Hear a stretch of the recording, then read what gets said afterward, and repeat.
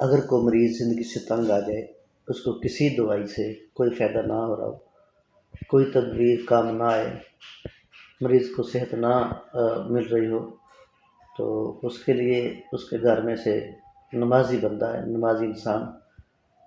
عصر کے وقت عصر کی نماز پڑھنے کے بعد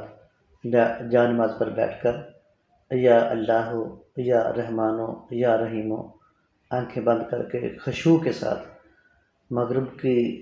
اذان تک آنکھیں بند کر کے خشوع کے ساتھ اس کو پڑھتا رہے یہاں تک کہ مغرب کی اذان ہو جائے۔ اس کے بعد مغرب کی نماز پڑھے، مغرب کی نماز پڑھنے کے بعد 6 نوافل اوابین کے پڑھے، اس کے بعد سجدے میں جا کے اللہ تعالیٰ کے آگے دعا کرے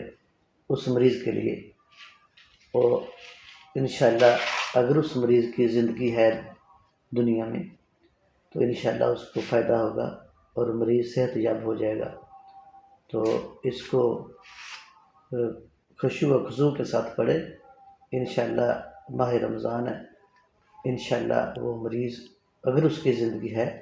تو وہ مکمل صحت یاب ہو کر اٹھے گا انشاءاللہ۔ اللہ حافظ۔